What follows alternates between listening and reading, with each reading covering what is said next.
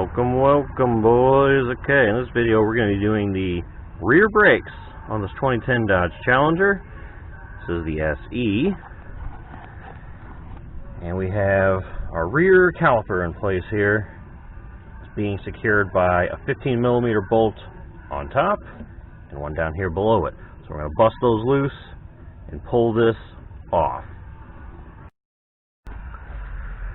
Okay, one thing I didn't immediately notice, if you try to take this 15 off, this nut's going to spin with it. So you need an 18mm to hold this nut in place while you use your 15 to back this bolt off. So be aware of that, and it's like that on the top and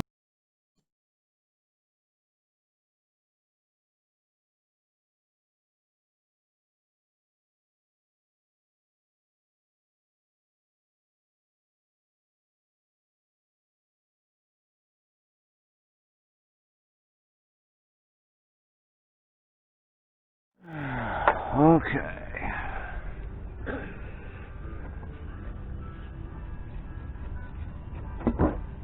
Bam.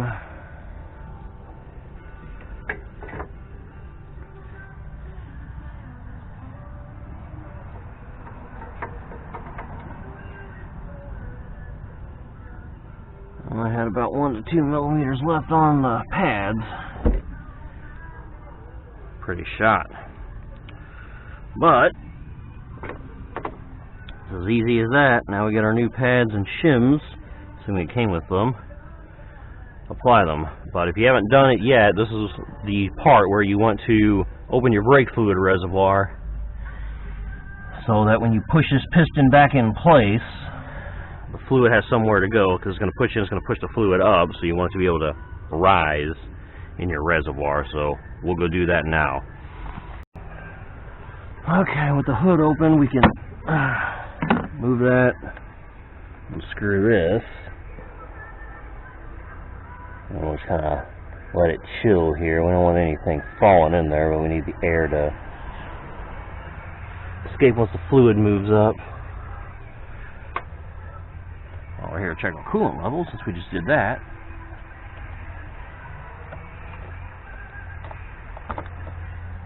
Looks pretty good. Looks like our thermostat job was a success on it. Okay.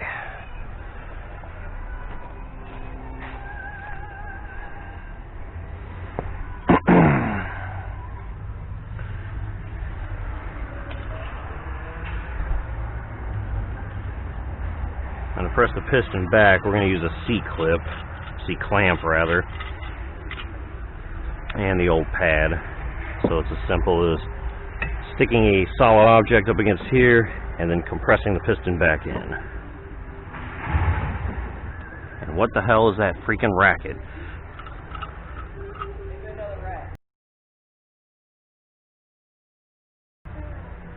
Now we'll be able to tell.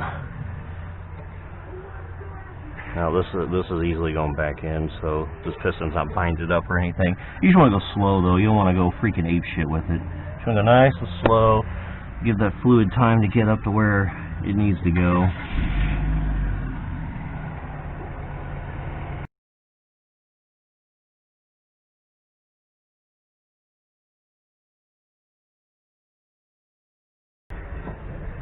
Alright. If we go and look and see how much it has risen, a little bit. I imagine once we get the other one up, it's going to be exactly at the top, and we're going to have to suck some out. Or we can bleed it out. But we'll burn that bridge when we get there. Alright, now we'll pull these shims off of here, because our new brake pads do come with them.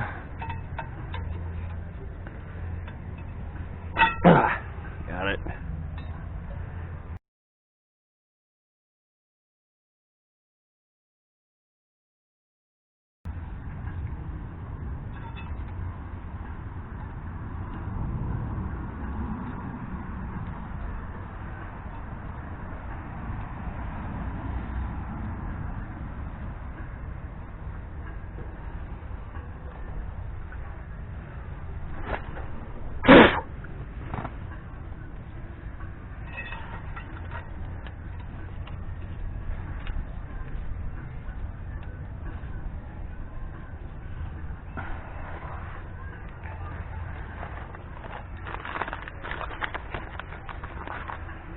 Oh yeah, much meatier.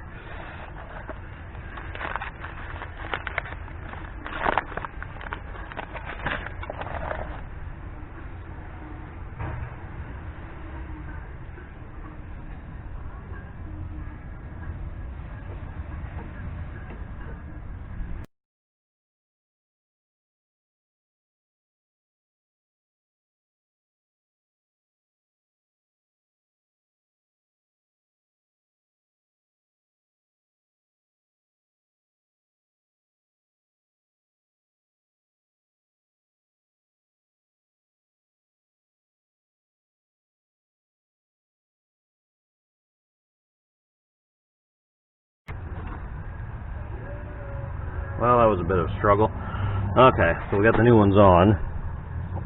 They should slide in and out of there relatively easily. We'll see, I guess. Alright, let's put this back on. I don't have any torque specs on it, so it wasn't that hard to break them loose, so we'll just go kind of sort of tight, but not too tight.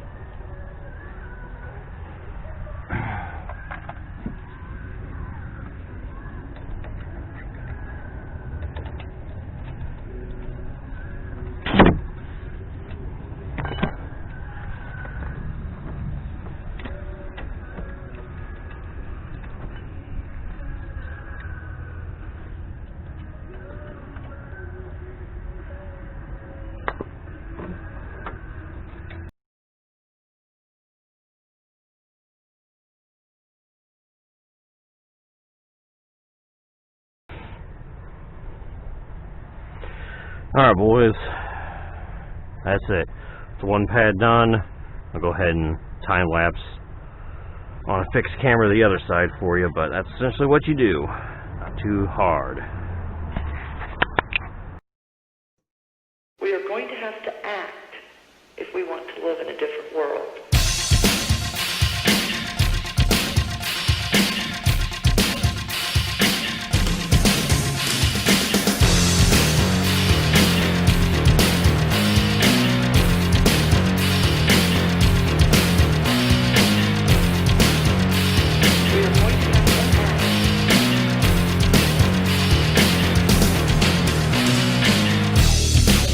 Is a very unstable situation on the ground that is unfolding very quickly. Move toward more ideas that will actually help bring this thing to an end.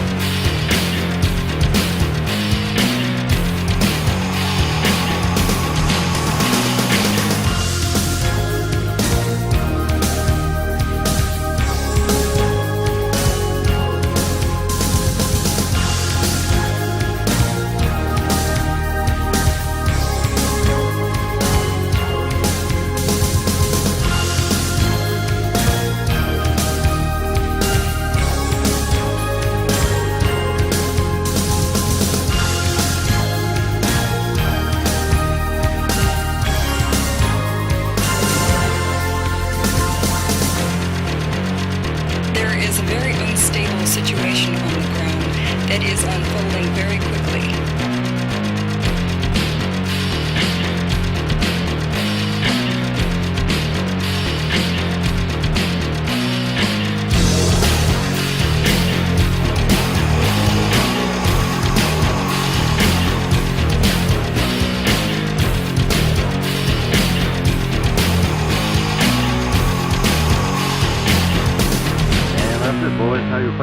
brakes on your Dodge Challenger. Now you may notice on this side I actually only took the top bolt out and just pivoted it down. You can do that. And then you also would have noticed that I went ahead and took the bottom bolt out anyway, and that's just to make sure that that thing never gets seized in there and I can never get this off again. So on this side, instead of just taking the whole caliper off, swung it down, did the same procedure, put the top bolt back in, and then pulled the bottom bolt out just to make sure, okay, it's not seized in there. So it should come out next time, should.